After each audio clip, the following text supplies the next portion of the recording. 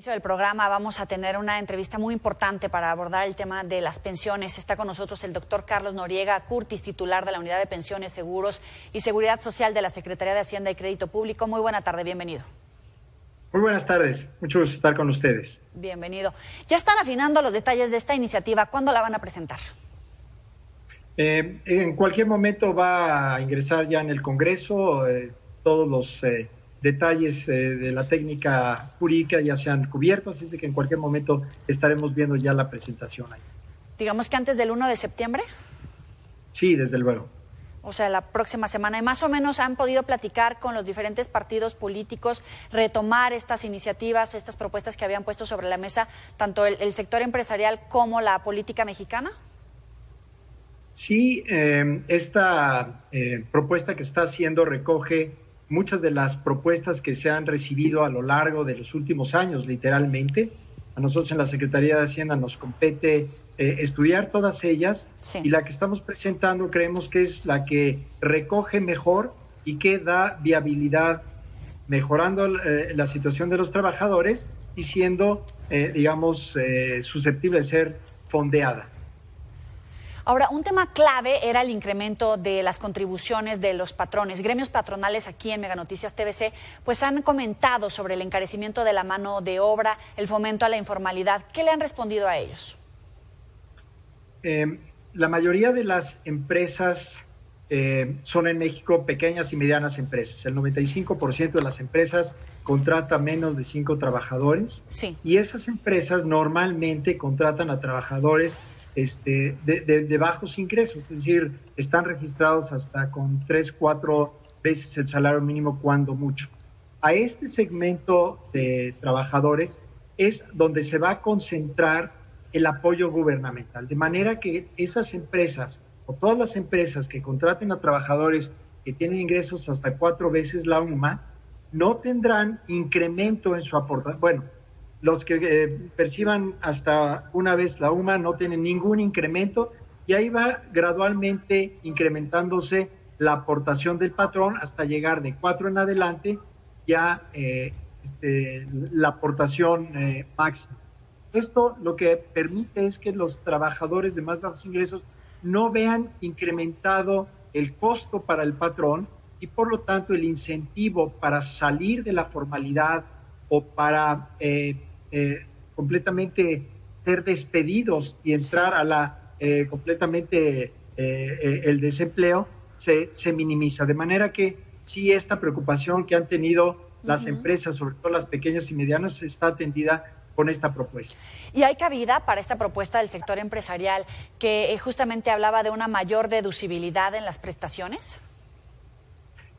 Todas las contribuciones que mandata la ley están con esta deducibilidad. Por lo mismo, el incremento en las aportaciones que harán los patrones estará también cubierta por esta deducibilidad. Quiero decir que este incremento en la aportación patronal va a comenzar a darse a partir del año 2023 y va a ir creciendo gradualmente hasta el año 2030.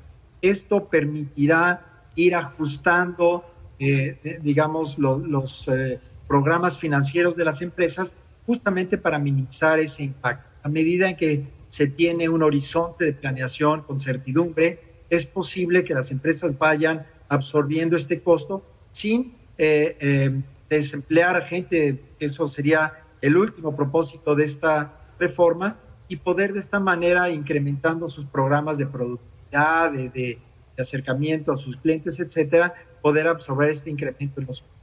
Debo decir también que las empresas más grandes tienden a ser las que tienen más capital. ¿Qué quiere decir? Que en esas empresas el costo de la plantilla es una proporción menor que para las empresas pequeñas, y por lo mismo el impacto en el costo total para ellas es menor que para las pequeñas empresas. Así, esta propuesta atiende para las pequeñas con un impacto en contribución muy bajo, y para las empresas más grandes, aunque el impacto de aportación es mayor, en la participación total de sus costos es menor. ¿Cómo garantizar la pensión mínima? ¿Pasa necesariamente por una reforma fiscal para que justo esa carga fiscal al gobierno sea sostenible? La pensión queda garantizada por la propia ley del Seguro Social. Esta ley le atribuye esta responsabilidad, esta garantía al propio gobierno federal. El gobierno federal va a financiar esta pensión en caso de que se requiera a partir de la recaudación general. Es decir, no hay que hacer ninguna reforma a la ley de ninguno de los impuestos, la ley del IVA, la ley del impuesto a la renta, a ninguna de estas. Esto va a provenir de la recaudación general del. Ahora, en el tema de Afores, entiendo que hay 3 anexos que no estaban contemplados en el acuerdo original. La inclusión de mecanismos para promover el traspaso de trabajadores de una Afore a otra según convenga, ¿está establecida? ¿Y cuál sería el candado para asegurar el patrimonio de los trabajadores por encima de las Afores? No hay ningún anexo. La iniciativa va completa y esto solo se refiere a la ley del Seguro Social. La ley del SAR contempla ya los mecanismos para que un trabajador pueda migrar de una Afore a otra. Es un tema un poquito más técnico. La Afore es la administradora de los fondos. Los fondos están invertidos en la sociedad de inversión.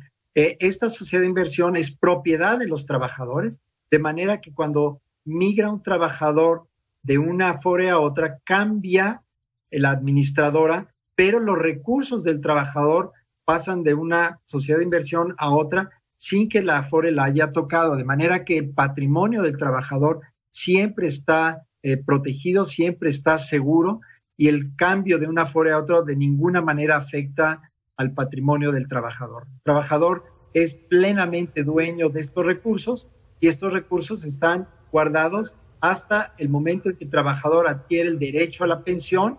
Hay solo 2 excepciones. Uno es cuando el trabajador cae en desempleo.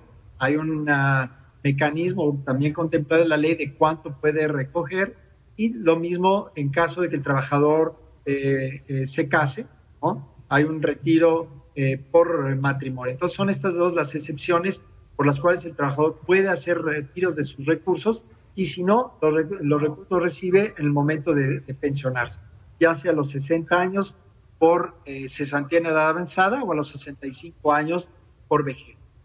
¿Y hay una propuesta para incorporar al sistema a los trabajadores independientes con modalidades que actualmente no existen en la ley del Seguro Social? Bueno, la ley del Seguro Social contempla la incorporación voluntaria al régimen obligatorio, de manera que cualquier persona puede afiliarse al Seguro Social y, cubriendo las cuotas que le corresponderían al trabajador y al patrón, tener derecho a todos los servicios que ofrece el Seguro Social, de manera que ya existe ese mecanismo. Ahora bien, también en el caso de las Afores, estas pueden recibir depósitos de cualquier persona, es lo que llamamos de trabajadores independientes. Cualquier ciudadano puede abrir una cuenta en la Afore y comenzar a ahorrar haciendo aportaciones voluntarias, de manera que ya existen mecanismos. En otros países hay mecanismos especiales para trabajadores independientes.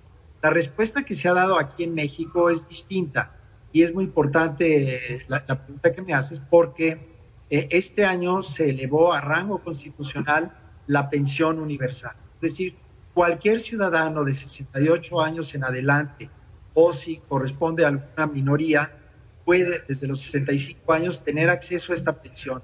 Esta pensión se otorga independientemente de cualquier situación laboral que haya tenido el ciudadano, haya trabajado o no haya trabajado en el sector formal, en el sector informal, haya sido autoempleado. No hay ninguna restricción. Cualquier ciudadano a partir de los 68 años tiene derecho a esta pensión, de manera que aquí en México en realidad ya existe ese seguro para todos los trabajadores. Ahora bien, los trabajadores que están afiliados a algún instituto de seguridad social, puede ser a nivel federal en el sector privado del seguro social, a nivel federal el sector público al ISSSTE, o bueno, a lo mejor de los gobiernos estatales y municipales, tiene a través de esta afiliación acceso a esta segunda pensión, ¿no? Entonces, es muy importante decir que en esta administración todos los ciudadanos ya tienen el derecho a una pensión. Sí. Esta es una pensión llamada universal, y después tienen derecho a una segunda pensión en función del trabajo, del empleo que hayan tenido a lo largo de su vida laboral.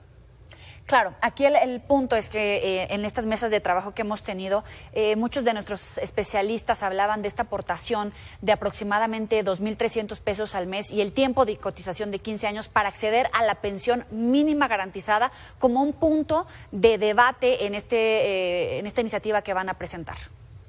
Sí, alguna de las iniciativas que escuchamos y analizamos hablaba justamente en esos términos. Esta no está incorporada como tal en la iniciativa que el señor presidente va a enviar al Congreso, pero sin duda en el Congreso podrá haber la posibilidad de discutirlo y si los legisladores están de acuerdo se podría incorporar un mecanismo de esta naturaleza. Debo decir que la incorporación es, no es sencilla en términos de la ley del Seguro Social, sí, porque la ley del Seguro Social ya define quién es un trabajador. De manera que el hablar de un trabajador independiente que se afilia al Seguro Social, pero no cubre el resto de los seguros, tendría que hacerse un ajuste bastante más complejo en la ley del Seguro Social. Desde luego que a la hora de que los legisladores, tanto diputados como senadores, evalúen esta iniciativa, podrán considerar cualquier otra iniciativa que pueda ampliar la cobertura, como tú lo dices, a trabajadores que no están afiliados y desde luego que si se lograra hacer algo así, pues contribuiría a tener una protección todavía más amplia de la seguridad social. Ahora, en medio de la pandemia del coronavirus, ¿a cuánto ascienden los retiros de Afores y cuánto más se prevé? Porque hoy, por ejemplo, The Economist hacía una previsión de la recuperación económica para México hasta 2025. Entonces, muchos se preguntan si también hay un límite en los retiros parciales de desempleo de Afores. Sí, sí hay un límite. Primero, el trabajador no puede retirar más de una vez cada 5 años. Y el retiro máximo es del 10% del saldo que tenga en la cuenta. El incremento en los retiros por desempleo que se ha observado en este año respecto al año pasado es alrededor del 25%. Esto es desde luego muy significativo, pero sí quiero afirmar que cualquier trabajador que se ha acercado con estas condiciones de ser una vez cada 5 años y no retirar más del 10%, lo ha podido hacer sin ninguna dificultad, de manera que el sistema está preparado para atender a todos aquellos trabajadores que por la condición del desempleo ha requerido hacer un retiro anticipado. ¿A cuánto asciende el monto total de retiros hasta hoy? Tengo la impresión que es alrededor de 12,000 millones de pesos que se han retirado por razones de desempleo. Pero sí quiero hacer énfasis en que todos los años hay retiros por desempleo. De manera que lo que podemos decir que la pandemia ha impactado es solamente alrededor del 25-30% de este incremento. Todos los años hay retiros. El incremento es el que se explica justamente por la pandemia. Le agradezco a Carlos Noriega Curtis por estos minutos para Mega Noticias TVC. Muy buena tarde. Muchísimas gracias por la oportunidad. Hasta luego.